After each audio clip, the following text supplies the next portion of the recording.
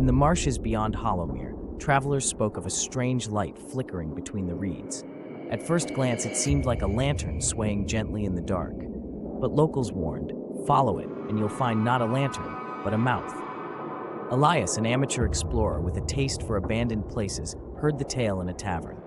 The patrons grew pale when he asked about it. It's not a guide, one muttered. It's a lure. The lantern teeth feed on those who chase the glow. He laughed it off. That night, under a swollen moon, he trudged into the marsh with only his boots, a flashlight, and his camera. The muck sucked at his feet as mist curled low over the water.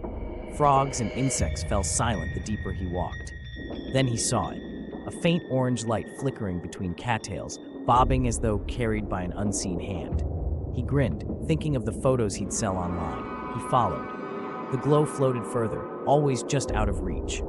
The reeds thickened, clawing at his clothes. The mud deepened. Still, Elias pressed on, camera raised, until the light stopped, hovering above the water's surface. Elias splashed forward. His foot caught on something solid, smooth, curved. He leaned down with his flashlight. Rows of enamel gleamed beneath the surface. Teeth, massive and human-like, embedded in a jaw the size of a boat.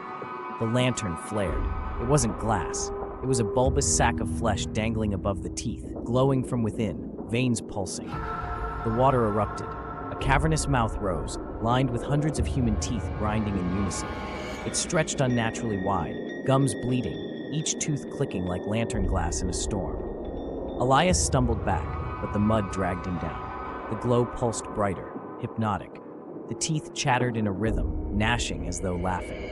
A long, slick tongue lashed from the water, wrapping around his ankle. Elias screamed as it yanked him into the waiting maw. The last thing his camera recorded was his body disappearing between rows of grinding teeth, bones splintering like wet wood. Days later, fishermen found fragments of his gear tangled in reeds. His camera held a final image, the marsh under moonlight, the faint orange glow hovering. Closer now, sharper. Within it, you could make out dozens of tiny teeth, each glowing faintly, as if smiling. Now Hollowmere warns, when you see a lantern in the reeds, never follow. For the marsh remembers. It grows hungrier with each soul devoured. And if you listen closely at night, above the frogs and crickets, you'll hear it, teeth chattering softly, waiting for someone else to come closer.